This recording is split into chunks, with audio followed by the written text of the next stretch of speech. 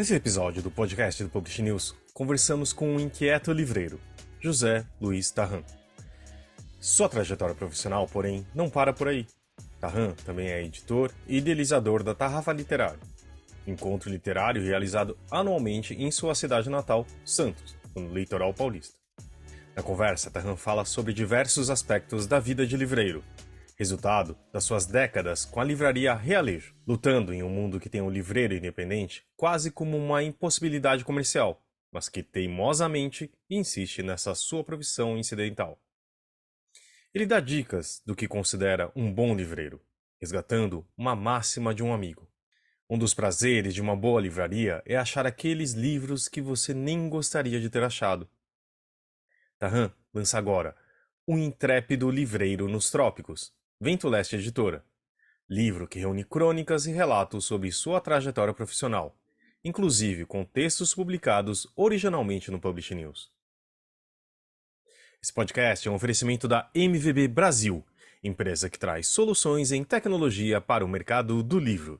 Além da MetaBooks, reconhecida plataforma de metadados, a MVB oferece para o mercado brasileiro o único serviço de EDI exclusivo para o negócio do livro. Com a PubNet, o seu processo de pedidos ganha mais eficiência. E já ouviu falar em POD? Impressão sob demanda? Nossos parceiros a um livro são referência dessa tecnologia no Brasil, que permite vender primeiro e imprimir depois, reduzindo custos com estoque, armazenamento e distribuição. Com o POD da Um Livro, você disponibiliza 100% do seu catálogo sem perder nenhuma venda. E também com o apoio da CBL.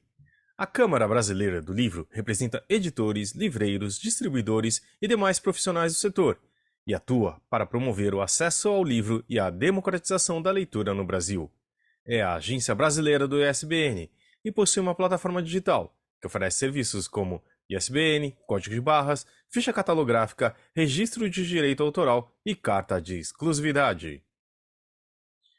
Esse é o episódio número 272 do podcast do Publish News, do dia 12 de junho de 2023, gravado no dia 2. Eu sou Fábio Errara, e esse episódio conta com a participação de Guilherme Sobota e a edição de Fábio Errara. E não se esqueça de assinar a nossa newsletter, nos seguir nas redes sociais, Instagram, LinkedIn, YouTube, Facebook, TikTok e Twitter, todos os dias com novos conteúdos para você. E agora, José Luiz Tarran. O que a gente pode falar de você, né, Tarran? Tá cheio de chapéus aí vestindo e já de livreiro foi para editor, produtor de eventos. E agora, acho que o último passo, talvez, né, dentro da cadeia do livros, talvez, que é escritor, né? E acho que tem um caminho que é bem interessante, que acho que deu para ver no seu livro. Mas eu queria começar, acho que pelo começo de todo mundo que é escritor, ou daquele que trabalha no mundo dos livros, que é o seu, como que foi o começo da sua vida como leitor? Você lembra dos primeiros livros que pegaram você, assim, sabe, que mexeram com você? Foi na escola, na sua casa, na biblioteca? Como foi esse começo, Tarran? Primeiro, muito obrigado pelo convite de estar aqui com vocês do Publish News. Rapaz, as minhas primeiras lembranças ou memórias assim da formação como leitor me vêm em casa mesmo. Minha mãe tem 80 anos hoje, ela foi professora de português e francês, se aposentou como coordenadora, e meu pai, ele era um caixeiro viajante, né? Vendia sapatos. E meu pai voltava de viagens com a mala dele e sempre trazia HQs. E a minha mãe, da parte dela, vinha para casa pacotes de livros que eram repartes para os professores. Então, do meu pai, as HQs, da minha mãe, a literatura desobrigada. Aí eu lembro de ter lido Asterix, de moleque, O Fantasma, não sei se vocês conhecem esses quadrinhos empoeirados, ótimos, assim. Ah, então, eu lembro do Fantasma, do Asterix, lembro da série Vagalume, que eu li bastante coisa também desses pacotes aí do lado da minha mãe. E lembro de ter lido bastante coisa em HQ, até eu fui começando a pegar gosto, porque eu gostava de desenhar, né, também. Eu gosto de desenhar até hoje. E aí, eu não sei se pelo gosto com o desenho, eu acabei indo muito para as HQs também, que eu tenho um respeito enorme e até acho um fenômeno muito interessante. As HQs hoje elas estão desatreladas de coisas simples, né? As HQs têm ambição literária hoje, né? Hoje é um outro tipo leitor de HQs, né? São leitores sofisticados hoje também, né? Então a minha memória primeira é em casa, recebendo, invadindo a mala de viagem do meu pai e invadindo também o pacote que não era para mim, era para minha mãe. Então eu sou um invasor de acervos alheios há muito tempo. Legal, interessante. Essa trajetória de leitura muitas vezes define, né, as profissões em que as pessoas vão se inserindo ao longo do tempo e tudo mais. Né, como a gente mencionou, tem alguns dos artigos, né, que estão no livro, o Intrépido Livreiro nos Trópicos, foram publicados no Publish News, e um deles tem um que você conta mais ou menos, você começou a trabalhar por acaso na livraria, né? Queria então que você recuperasse com a gente um pouco aqui essa história, esse início de carreira. Isso tem a ver com essas leituras iniciais, né, que você mencionou. Sim, sim. Pô, essa história parece. Muita gente diz que o livro diz que eu inventei as histórias. Eu falei, não, eu trabalho com ficção na venda de varejo, mas as histórias são verdadeiras, são reais, né? E essa história de eu ter trombado com essa vida que se apresentou sem a menor cerimônia e sem o menor método e sem a menor intenção, aconteceu aqui na cidade de Santos, onde eu nasci, onde eu estou, onde eu envelheço na cidade, como diria eu, o Ira. Mas eu estava com 18 anos, Guilherme, quase 18, e eu precisava pagar uma faculdade que eu queria fazer de arquitetura. Eu, por desenhar, sempre ter desenhado, eu pensava, não, eu vou fazer uma faculdade que tenha o desenho como um dos elementos. E eu pensava que fazer desenhos que ficassem em pé, que as pessoas habitassem, iam levar o desenho mais a sério. Eu já tinha um preconceito, eu mesmo já tinha um preconceito com a arte, por achar que no Brasil a gente é muito desfavorecido no campo artístico, né? Eu não estava tão errado assim também não, mas eu falei, não, vou fazer arquitetura. Só que eu não tinha grana para a faculdade. Aí eu comecei com uma pasta de desenhos minha, moleque, né, quase 18 e tal, andar pela cidade sem método. Eu entrava em loja de departamento, entrava tudo loja que já não existe mais. Você vai lembrar os nomes: Mesbla, Fotótica, que é uma loja daqui de Santos. Eu lembro marcas que acabaram, assim. E aí eu passei por locadora de filmes que existia também. E eu vejo essa livraria que ficava na Avenida Ana Costa, junto aos cinemas. Era um prédio Art Deco, anos 50, que haviam 3 cinemas, né? E havia um complexo de lojas embaixo.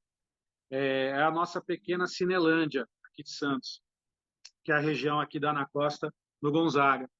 E aí eu fui nessa livraria que eu lembrava que um dia essa livraria tinha me salvado a pele. Eu tinha ido no cinema ver, acho que Jogos de Guerra, não sei se você lembra desse filme.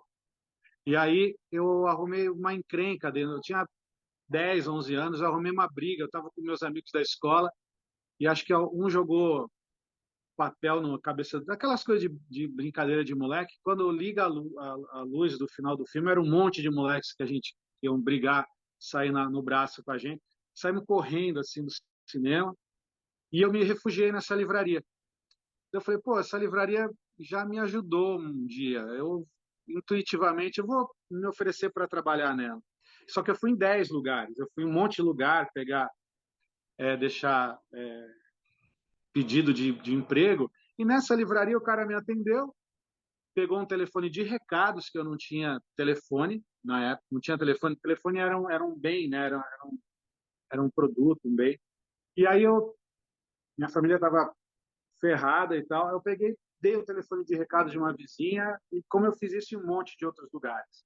E deixei o tempo passar, porque eu não tinha o que fazer, recebo um recado dessa vizinha falando que alguém tinha me ligado para eu trabalhar. Eu falei, tá, vizinha, foi a Mesbla, a Fotótica, a locadora de vídeo, não sei lá o quê, a loja do fulano, não sei o que. Ela falou, o cara falou algo como Zé Pedro, e falou alguma coisa assim, Zé Pedro. Eu falei, mas assim eu não consigo achar o lugar. Ela falou assim, deixa de ser braço curto, menino, vai lá e procura. Aí eu peguei e fui nos 10, 15 lugares de novo, levando só não. Não foi aqui, não foi aqui, não foi aqui. Aí chego novamente na livraria Iporanga, pergunto para o cabeludo que estava lá, lembrava um pouquinho dele, fazia já 15 dias que eu tinha ido a primeira vez. Aí cheguei lá e falei, foi daqui que me ligaram para emprego? Ele falou, não. Mas você me fala aí de você de novo. Minha mãe é professora, meu pai gosta de desenhar, eu gosto de ler. Faz o seguinte, eu não estou precisando de ninguém, mas começa amanhã. E eu falei, então tá bom. Aí eu apaguei essas dúvidas, Guilherme. Quando a notícia é boa, você apaga, né? Essas nuances todas. E eu toquei a vida lá, depois entrei na faculdade, fiz 1 ano e tal de arquitetura, parei, eu e Chico Buarque paramos no meio, eu sempre boto o Chico comigo para me dar potência, e aí eu larguei a arquitetura porque esse mesmo cabeludo que me deu o emprego dizendo que não precisava muito, falou se eu não queria entrar com 25% ser sócio dessa livraria quando eu tinha 19 para 20 anos. Eu não tinha grana, tal, mas a minha mãe falou, vou vender um terreninho que eu tenho lá no interior, tal. Aí eu fiquei trabalhando, Guilherme e Fábio, mais 4 anos assim, sem receber R$ 1, abrindo mão do meu Prolabore lá para eu mesmo pagar a minha cota, né, nessa livraria que tinha uma livraria de mais de 50 anos, dos anos 50 essa livraria, que foi demolido o prédio depois. Depois eu conto para você. Aí no meio desse caminho de pagamentos, de abrir mão Prolabore, sair da arquitetura e tal, eu estou num botequim com esse cabeludo, que me deu a chance que mudou a minha vida aí e tal, e o cabeludo fala assim para mim, puxa, que história, né? Que história maluca sua e tal. Eu falei, não é maluca, é uma história de um cara perdido e teimoso, né? Não, não tem grande maluquice. Eu achei até meio chata a história. Tá? Ele falou assim, não, eu nunca te contei? Eu falei, contou o quê, rapaz? O que você nunca me contou? Eu nunca te contei que na primeira vez que ele nunca tinha me contado, ele é vivo, é bem distraído. A primeira vez que você veio aqui, tinha uma terceira pessoa no balcão, no caixa da livraria, o Armando e tal. E o Armando ouviu a tua prosa lá, a tua proposta para mim. Eu anotei o teu telefone, você foi embora, o Armando falou, me dá o telefone desse menino aí que eu fui com a cara dele. Ele vai ser garçom no meu bar.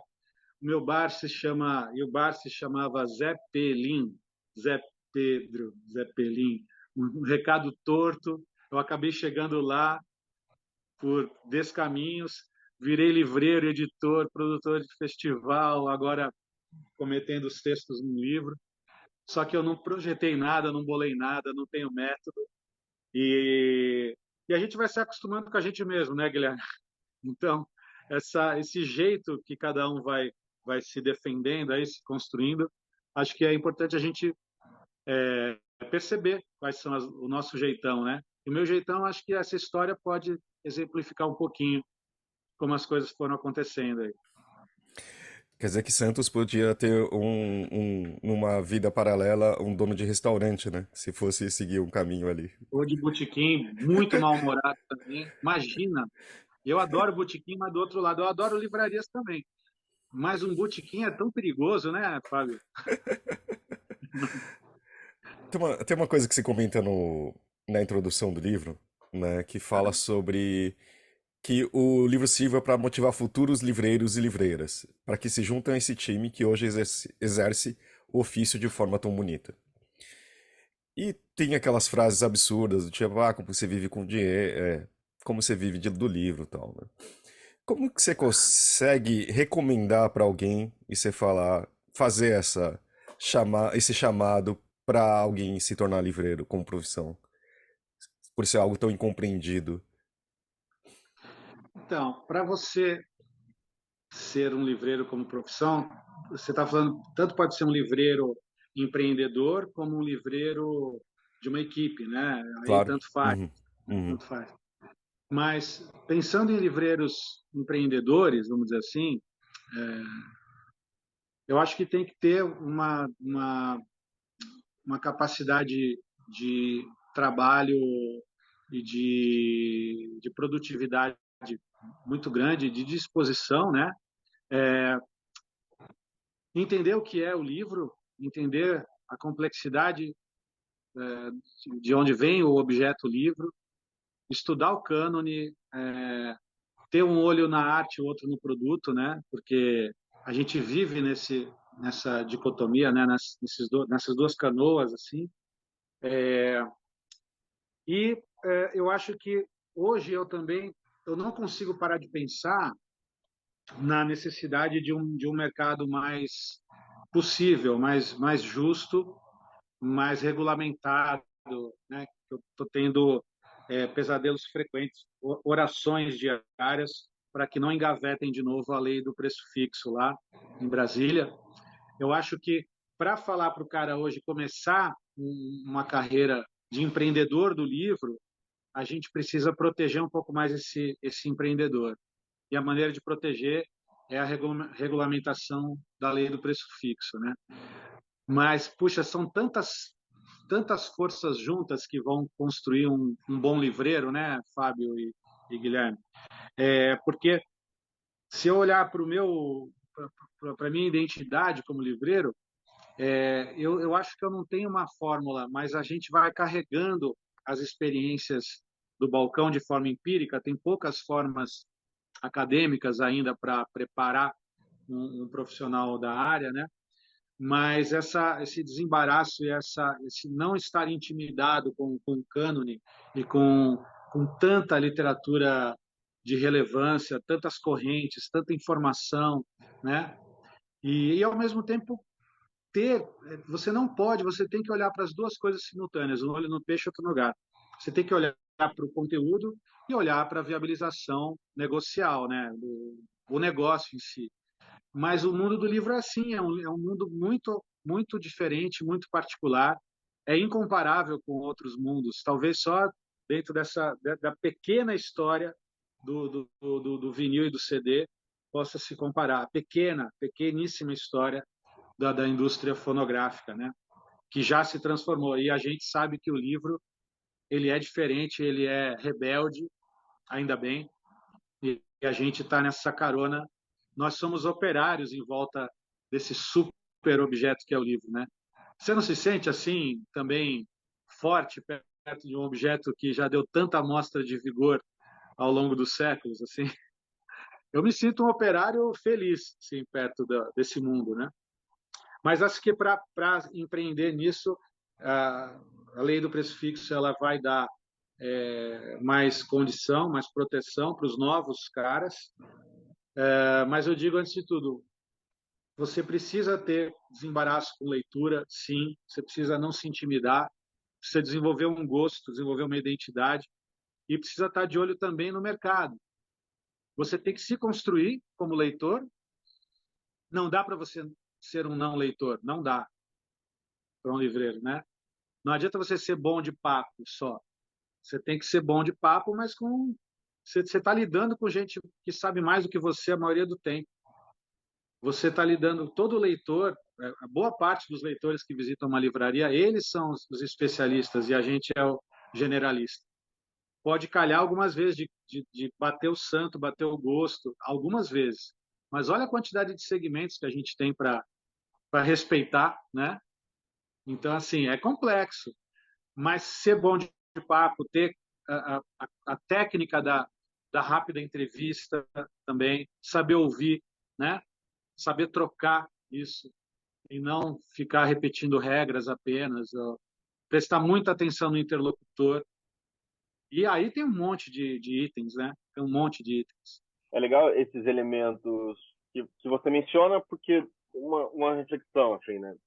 No, nas pesquisas divulgadas, né, há 2 semanas, mais ou menos, pelo Snell e pela Nielsen, pela primeira vez as livrarias exclusivamente virtuais se tornaram o principal canal de vendas de livros, né, do mercado no Brasil. Mas, ao mesmo tempo, todos esses elementos que você mencionou agora são elementos que não, né, que não aparecem nas livrarias exclusivamente virtuais, para usar essa terminologia, né? Sim. E aí, é claro, quando você pensa uma livraria independente, né, e muitas vezes muito valente, né, como a Realejo, ou como várias livrarias de rua que existem também aqui no centro de São Paulo, ou em Belo Horizonte, em Fortaleza, Porto Alegre, várias cidades, né? Então você vai pegando uma rede, entre aspas, de livrarias independentes que consegue, né, de alguma forma, agir encarando de alguma forma essas gigantes, né, que agora se tornaram, inclusive, né, oficialmente com os dados do Snell, tá, o principal canal de vendas de livros no país. Né? Sim. Você bem observou, Guilherme. Eu acho que todo o prazer. Eu acho legal a internet para coisa chata, para fazer coisa chata. Imposto de renda, classe A, internet. Comprar material escolar, miudeza para seu filho. Acho que é mais legal pela internet também.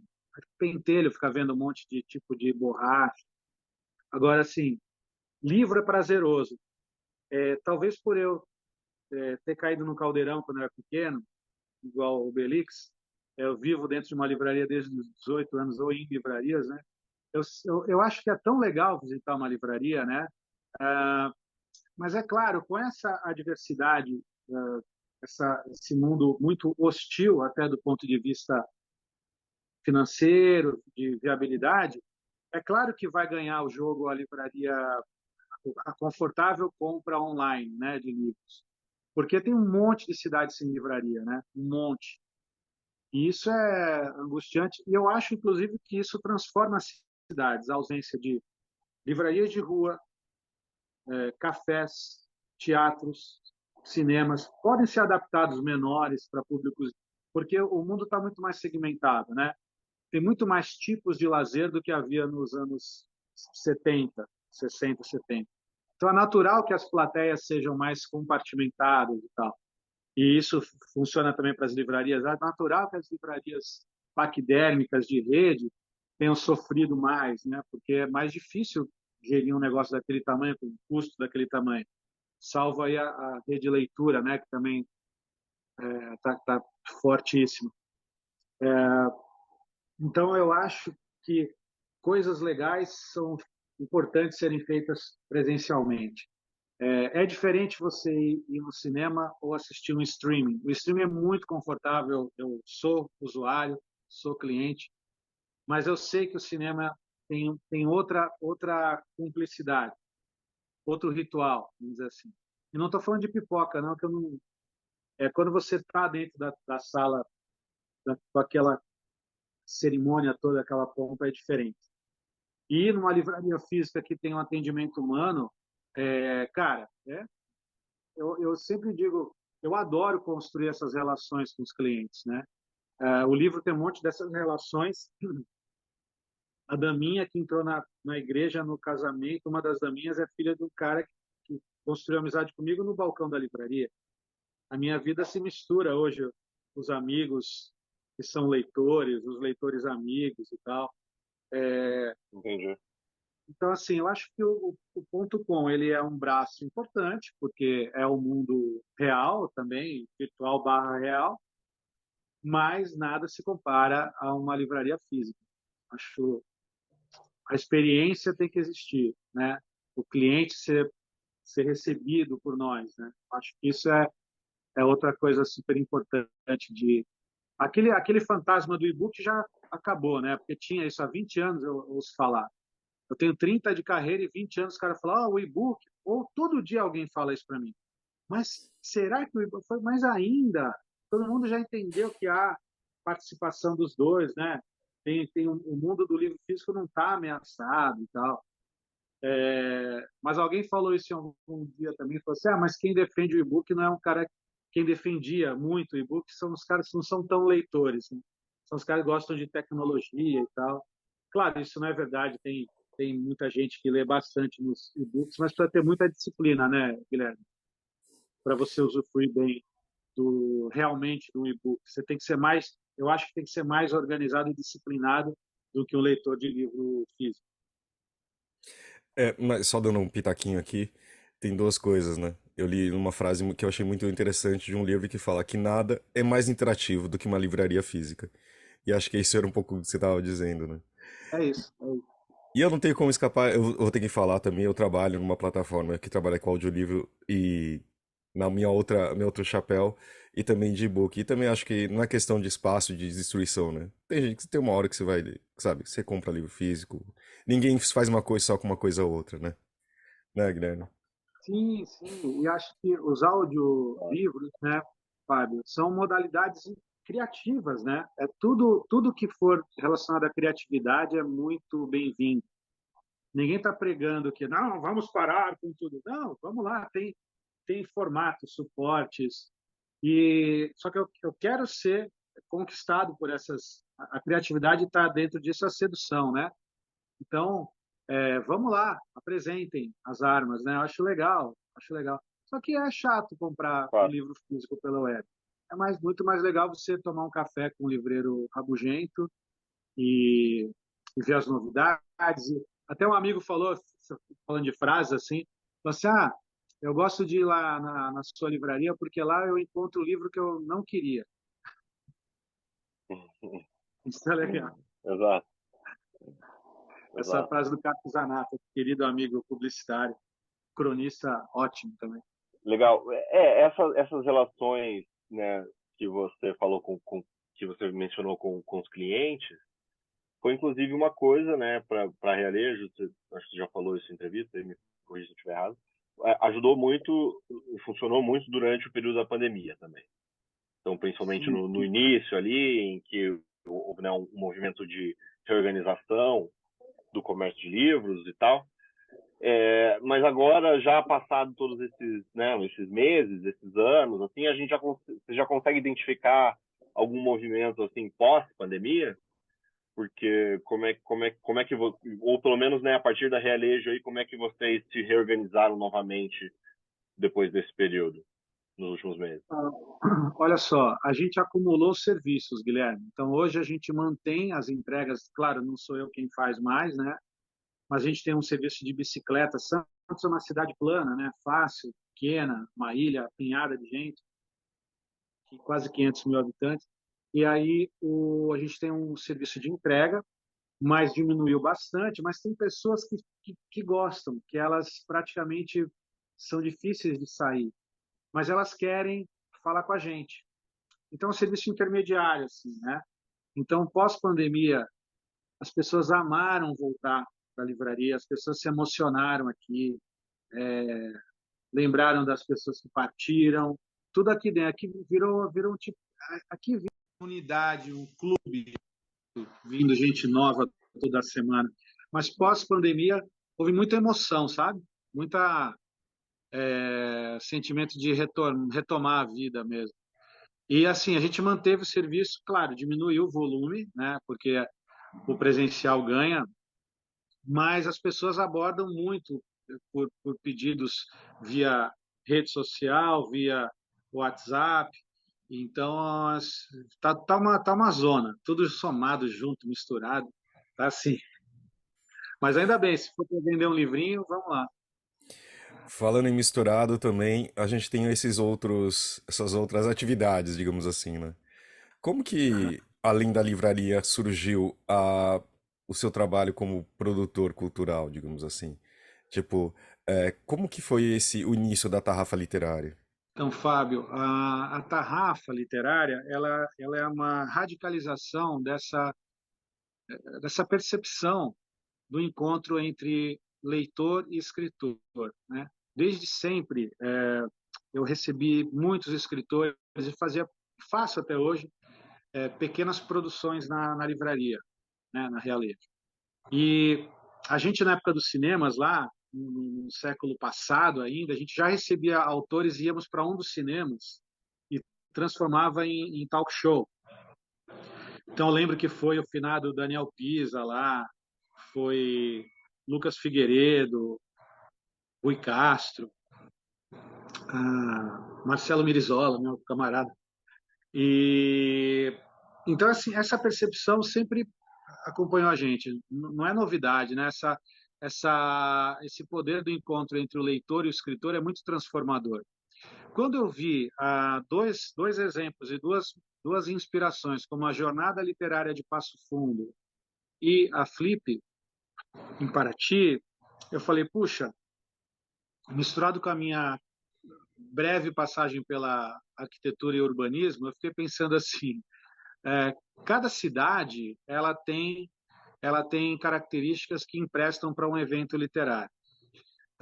O Brasil é um país que precisa evoluir sempre, né? A gente tem muito o que conquistar, muito o que batalhar em, em difusão de cultura, literatura. Paraty tem seus elementos históricos, arquitetônicos, geográficos, né? Que entregam para Flip charme, a identidade. Passo Fundo tinha uma universidade, né? Ali com uma grande professora que era um motor daquilo tudo, que fazia um evento para milhares de pessoas também, né? A jornada literária. As pessoas liam antes os livros, tinha uma catarse. Imagina um escritor com uma plateia com 5.000 pessoas na plateia que já leram o livro. É uma coisa emocionante, forte, né? Então, eu fui olhando um pouquinho daqui, um pouquinho dali, e falei, Santos precisa ter um festival de literatura internacional e tal, porque eu também enxergo nessa cidade elementos que só a gente tem, como o encontro dos imigrantes, não por acaso a rodovia dos imigrantes, né, que liga a gente a São Paulo e vice-versa. O Porto também traz uma mistura, um caldeirão cultural, de libaneses que vieram pelo mar.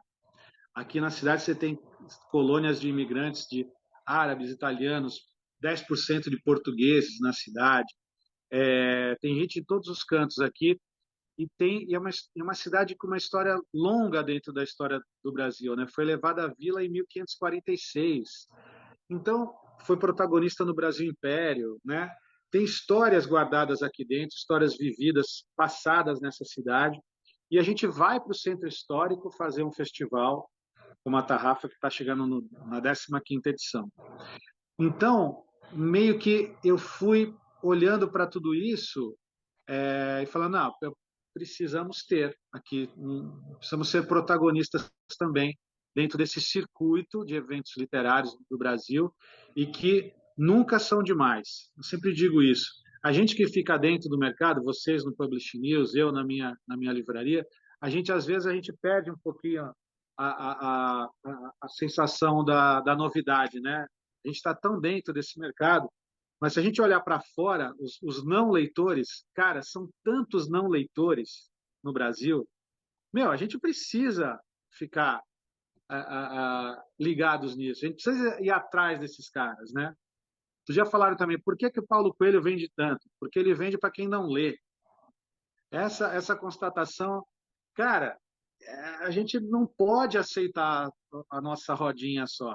A gente tem que cuidar bem dos nossos amigos leitores, cultivá-los e criar caminhos com eles de evolução de cada leitor, mas a gente precisa ter muito respeito com o cara que ainda não enxerga o livro como algo de crescimento dele mesmo, de lazer denso, lazer de qualidade. Tem gente que não sabe que existe Claro. livro para prazer, só acha que tem livro didático ou a Bíblia, sei lá. Então tem Claro, muito a isso, ser feito, né? Tem muito a se fazer, né? sim, isso que você fala é muito importante e é uma percepção legal, assim, da gente conversar sobre, porque eu sinto que é uma coisa que, né, que o mercado como um todo, assim, como você mencionou, às vezes perde isso um pouco de vista, né? Então, é do interesse do próprio mercado, do ponto de vista econômico, financeiro mesmo, e a gente consiga formar mais leitores, por exemplo, né? Então são Sim, duas sim. coisas que não são contraditórias, pelo contrário, né? Elas se complementam, então de É, um ponto de vista social e político, mas também econômico e financeiro, entendeu? sim, a gente vai lutar com outros elementos, a desigualdade, as dificuldades. Isso.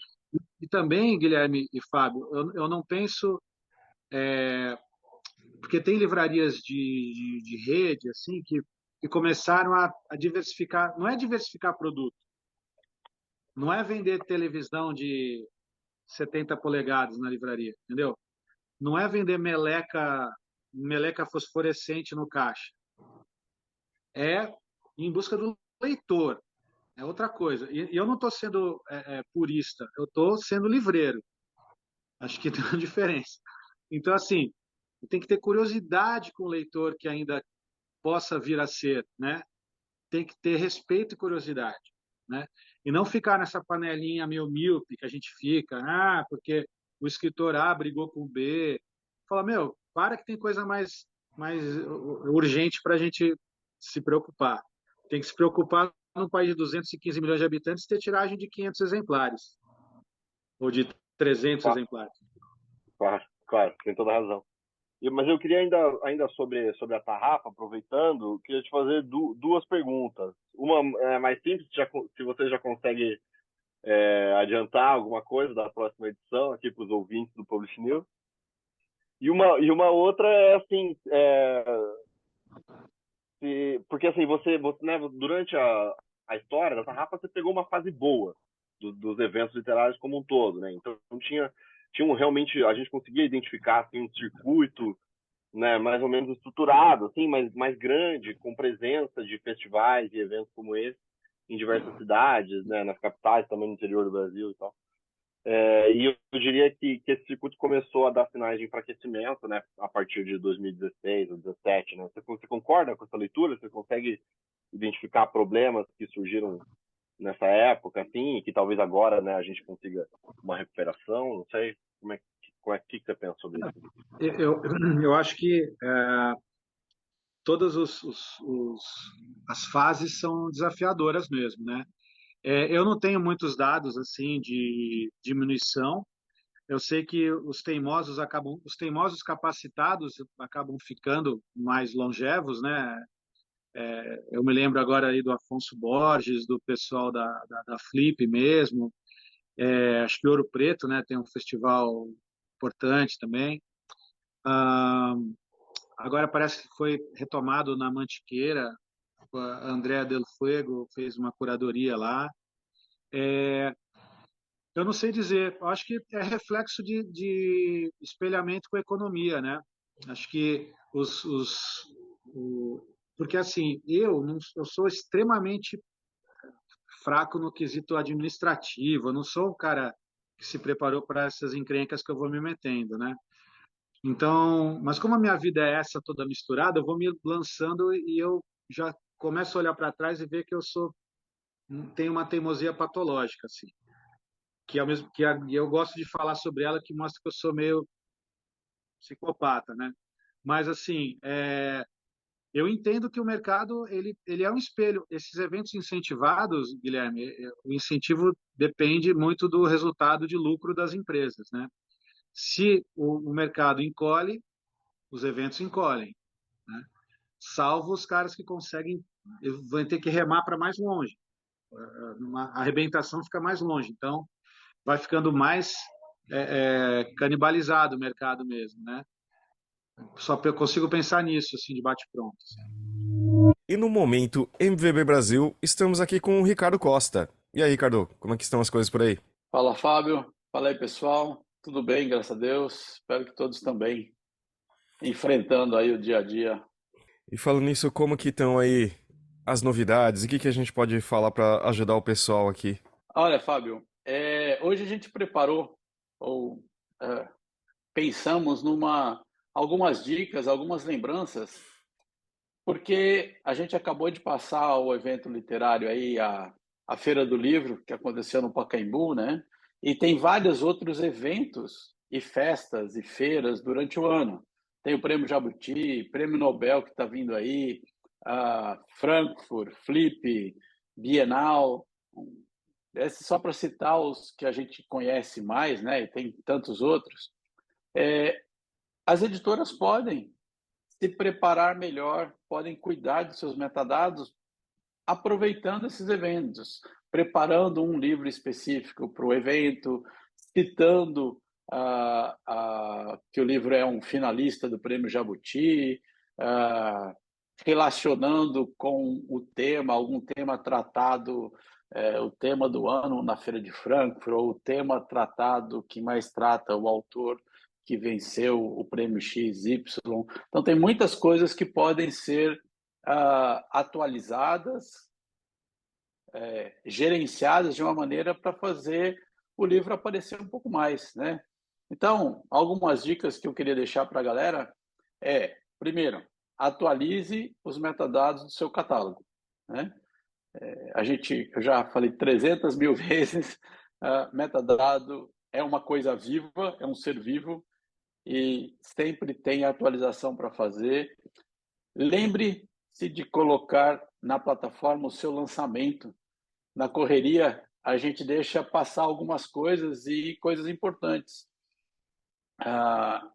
Pesquisas feitas fora do Brasil, por enquanto, apontam que a informação chegar com antecedência, ela contribui para a venda do livro, né? Então, entra lá, coloca pelo menos os dados principais do seu lançamento para as editoras, para as livrarias, distribuidores e até o leitor ter acesso a essa informação rápida, né?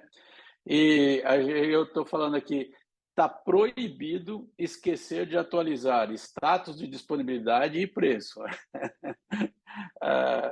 Brincadeiras à parte, né? Essas duas informações elas são fundamentais.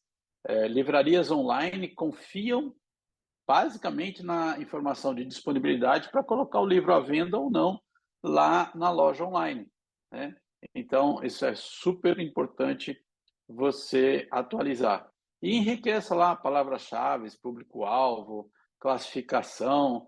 Palavra-chave é um bom ponto para você relacionar com o evento que você vai participar. Fazer relacionamento entre títulos, títulos do mesmo assunto, títulos do mesmo autor, outros formatos do mesmo livro. Coloca isso lá. Já tem livrarias utilizando essa informação, tem livrarias que pegam isso e já estão apresentando isso no seu e-commerce, e isso aí ajuda bastante a trazer o seu livro em destaque. Fica aí algumas dicas, invista 15 minutinhos por dia, meia hora, e mantenha tudo atualizado, que vale a pena. Seu livro vai para a prateleira certa, como a gente costuma falar aqui na MVB. É isso aí. E você vai ver com certeza os resultados desse seu trabalho, né? Certamente, Fábio. Obrigado aqui pelas dicas e a gente se fala na outra semana. Até mais. Um prazer, valeu. Até mais, abraço, pessoal. Taham, queria só, acho que passando pela sua última, mais conhecida também, atividade de editor, né? Que também Como que foi acontecer isso na sua vida? Tá. Só terminando que o Guilherme perguntou também sobre alguma informação da Tarrafa, vai ser em outubro, de 18 a 22, no Centro Histórico da cidade, no teatro lindo, o Teatro Guarani, para 320 pessoas. Nós vamos homenagear um autor santista, mas que alguns não lembram que ele é daqui, está vivo, com 81 anos, é o Pedro Bandeira, vai ser homenageado, ele é nascido na cidade de Santos, e a gente queria fazer uma homenagem para ele, ele percebendo, a gente gosta de agradecer os caras, então ele vai ser o nosso homenageado. E olha, estou fechando autores muito, muito interessantes, vou deixar em um suspense, mas está sendo bem construída a programação, nós estamos começando junho, né? A programação está bem madura já, e quero convidar o Publish News para estar mais perto da gente na Tarrafa. Santos é pertinho, vamos bolar alguma ação juntos aí esse ano. Se vocês tiverem interesse, a gente conversa mais sobre isso depois que desligar esse negócio aí. Mas o que você perguntou mesmo, Fábio? De editor. Uhum. Rapaz, a história de editor, eu posso te falar algo a respeito, assim. tem caras que vão crescendo por metro quadrado, né? Então, eu também já tive essa certeza. Eu falava, não, eu preciso crescer como metro, varejo, e tal. E aí eu vi que eu não tinha competência para isso também. E as outras, eu falava, meu, eu preciso estar na livraria, habitando a livraria como livreiro da casa. Eu tive 2, 3 filiais. Eu fiquei muito maluco, muito desgastado. Eu não sabia fazer o trabalho. Assim, me aborrecia muito, muito. Para mim eram muitos problemas. Eu gosto de estar no lugar e resolver aqui e deixar esse lugar cada vez mais com identidade. Talvez seja a minha característica, minhas limitações, mas eu entendo como característica identidade hoje. Ser editor começou em 2006, mais corretamente, veio também como uma inquietação minha. Eu comecei, Fábio e Guilherme, a anotar buracos ou notar títulos que poderiam nascer dentro do mercado editorial. Comecei a ter opinião sobre essas coisas, sabe? Sobre títulos, sobre ideias, sobre livros que se esgotavam e eu não entendia. Falava, puxa, mas por que deixou esgotar um livro tão interessante como esse? Então comecei a ter opinião sobre essas coisas.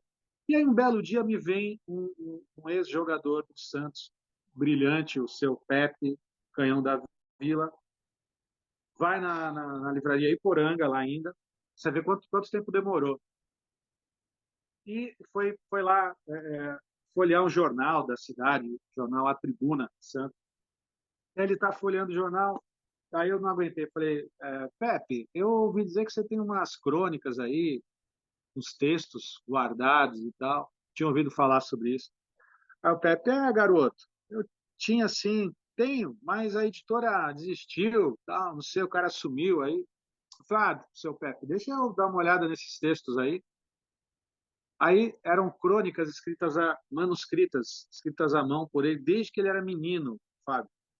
E ele tinha essa prática, esse prazer de escrever o que acontecia com ele, à mão, em impresso de hotel, cadernos, caderflex das antigas, assim.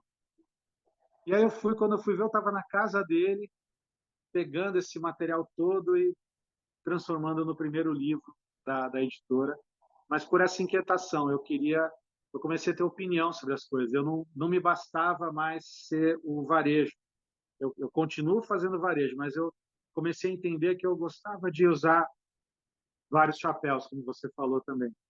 E aí isso virou a minha natureza. Hoje é livreiro, editor, produtor de eventos, autor agora, né?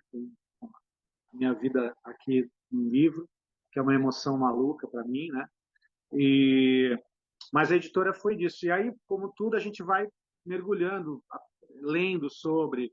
Então, eu começo a ler sobre edição, ler sobre mercado. Eu li o livro do Jason Epstein, O Negócio do Livro, que é o criador da Random House. Aí li as memórias da Sylvia Beach, lá da Shakespeare Company. Aí li não sei o quê. Agora estou lendo As Crônicas de um Livreiro, que é um livro do livreiro fundador da rede Waterstones, na Inglaterra, Martin Layton. Não está no Brasil ainda. Eu estava em Portugal esse ano e comprei lá. Comprei com ciúme. Falei, porra, que é isso? Crônicas de um Livreiro? Eu achando que eu sou a última bolacha do pacote. E aí, é um livro saborosíssimo, um livro para ficar numa prateleira perto dos livros do Roberto Calasso, Mangel, esses caras. E aí a editora, ser editor veio com essa inquietação. Tenho prazer como editor, tenho orgulhos de alguns títulos que eu publiquei, né? Tem José Hamilton Ribeiro no catálogo, tem Carlos Maria Domingues, argentino, tem Juan Pablo Villa-Lobos no nosso catálogo também. Tem coisas bem que me deixam muito orgulhoso. Muito bom. E acho que para arrematar a entrevista, a gente queria pedir para você ler uma crônica para a gente aqui. E a gente vai Vou depois ler. para as indicações, pode ser? Como são 408 páginas, vou começar a folhear sem pressa aqui. Tá Brincadeira, bom. brincadeira. Que bichão, hein? Olha. É, não, tá bonito. Eu brinco que eu falo, porra, parece que eu escrevi a Montanha Mágica, né? Ó, eu vou ler uma crônica chamada O Abraço dos Livros. Vou começar, hein? Foi na semana passada, em meio às festas de final de ano, num ano diferente, de muitos dias de insegurança, de incertezas, que a cliente entrou discretamente na livraria. Notei que ela examinava alguns livros, mas sem muita decisão. Eu sempre espero um sinal corporal dos leitores. Até então eu os deixo livres pelas estantes, sem abordá-los. Penso que a descoberta de surpresas e novos livros pode ser saborosa também sozinhos. Mas quando noto uma hesitação, uma olhada para os lados, aí sem cerimônia me apresento para que seja um facilitador do leitor. Nesse caso, leitora. Ela tinha um semblante preocupado. Ela iria explicar. Era um presente para seu pai, que não era muito de ler, e ela queria exatamente dar um livro para que as diferenças entre eles, ela e o pai, se amenizassem. Ele e ela estão nos polos contrários do momento político que vivemos. O pai distante dela nas ideias de mundo, mas é pai, e isso não mudará. Ela continuava em dúvida, pensava pela cabeça dele, alternava um título mais prático de política e já afugentava a ideia, depois pensava em algo mais leve e eu por perto trazendo as opções.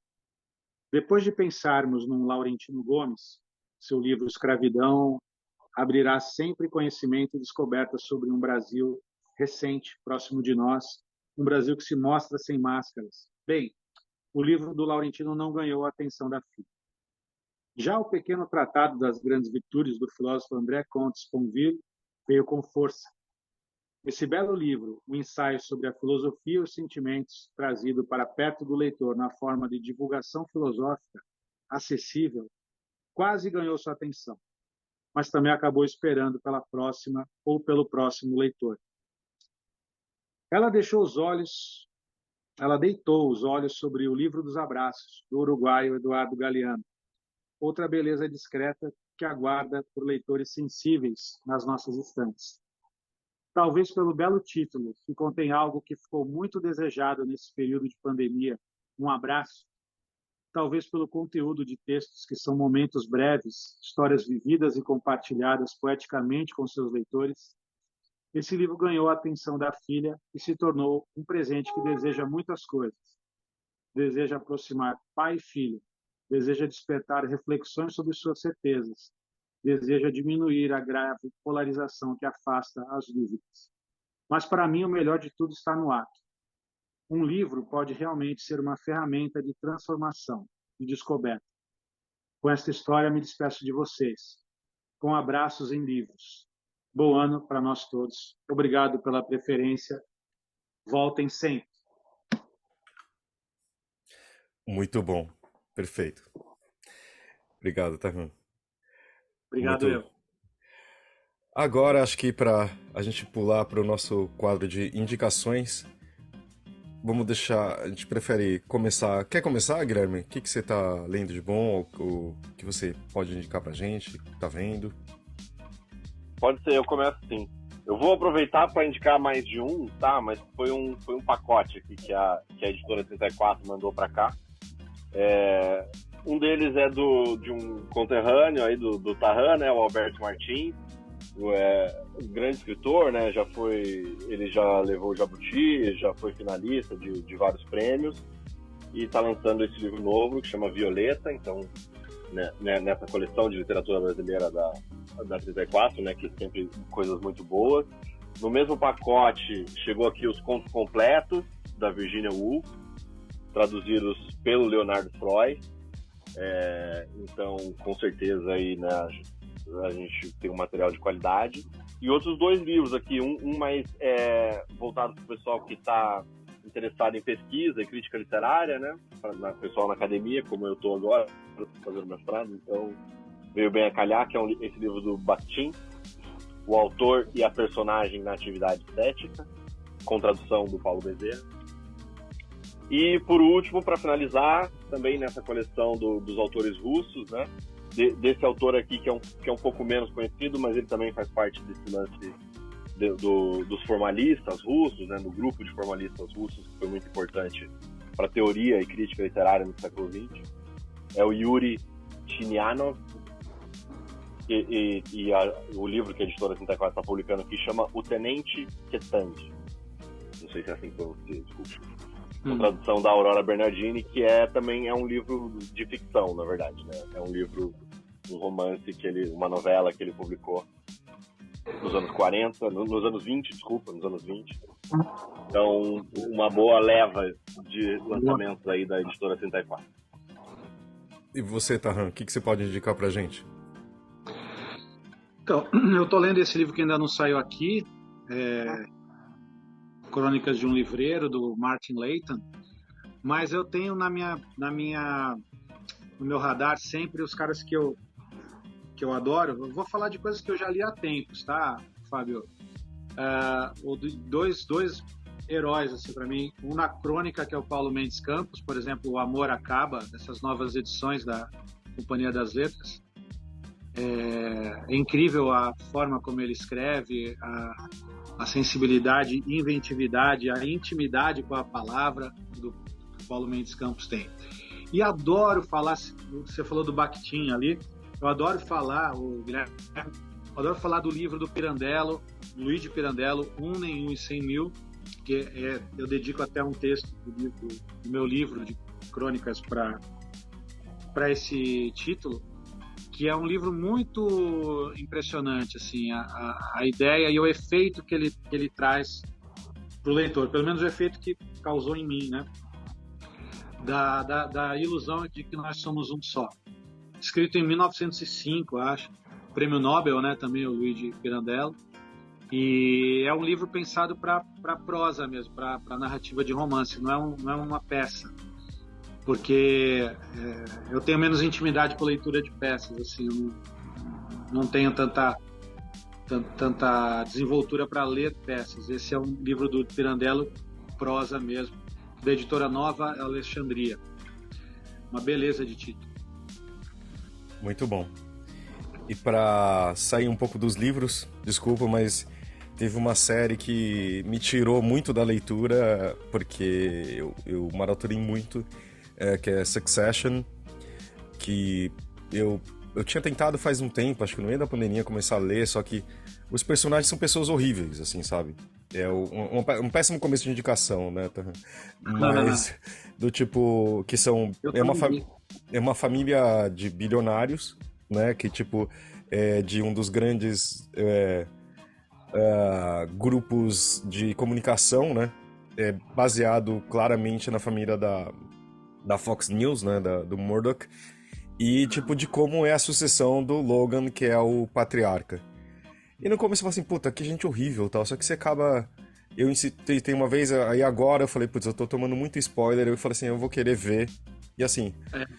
Não é, tipo, só que assim, o roteiro é incrível, os diálogos, as situações, como eles colocam de um jeito tão solto a questão da riqueza, de um jeito que é inimaginável pra gente. Realmente é o 0,01%, né? É um outro planeta, assim, que uma das coisas que mais irritam eles é que em algum momento cortam os aviões particulares deles, sabe? Não vai poder ter. E tipo, a reação com a vida humana, com o resto, sabe? Mas é de um jeito muito que fala assim, eu acho que como a gente é visto, né, por essas pessoas que de certa forma comandam grande parte de muita coisa que tá por trás de nós, assim, sabe? E as atuações são incríveis, eu acho que eu adorei essa série. Não é? Eu fechei ontem, tô com um vazio tremendo agora. Puta. Mas eu já sei qual que eu vou ver a última temporada agora, que eu adorei, não sei se você já viu, a Marvelous Mrs. Maisel. Eu não comecei, é boa? Puta! O Guilherme também, o Guilherme é de ver série, não? Eu vejo também, claro. Eu vi 2 temporadas dessas, mas aí acabei parando. Mas é muito boa, eu gosto muito também. Mas o que ela é? Ela é comédia? Como que é? É a história da primeira comediante de stand-up dos Estados Unidos. Só que ela faz, ela é involuntário, porque ela acaba virando isso quando estava briaca, fazendo um desabafo público para as pessoas num pub, assim, falando das próprias desgraças dela quando estava bêbada. E aí vai numa Nova York dos anos 50, né, Guilherme? 58, eu acho que começa. E a família dela é incrível também. O pai dela, que eu esqueci o nome do personagem, um professor de matemática de universidade. Judeus nova-iorquinos, final dos anos 50, com aquela fotografia confortável, assim, muito, muito legal. E falas muito boas. As personagens é muito divertida, muito engraçada, é muito, muito irônica também. Muito bom de ver. Muito bom, porque eu fiquei também com essa sensação de viuvez, de o que eu vou ver agora, porque deu um vazio. Horrível. Mas, Tarran, queria agradecer aqui a sua presença, foi uma delícia falar com você, ouvir suas histórias, e toda sorte aí pro seu livro, foi também outro caminho muito legal aqui que eu passei também, me diverti bastante. Isso. E o livro tem boa parte dele produzido aí com vocês. São crônicas produzidas para o Publishing News desde 2011, sei lá. Tem uns 5 pontos de reprodução, né? Publishing News, Tribuna, há espaços para Ilustríssima, El País, Carta Capital e muita coisa escrita em pé na livraria. Mas, mais uma vez, muito obrigado pelo espaço. Acho importante pra caramba estar perto de vocês aí e de olho no mercado editorial junto com vocês. Muito obrigado. Valeu, Tarran. Obrigado, até a próxima. Valeu, Tarran. Um abraço. Obrigado, Guilherme. Valeu.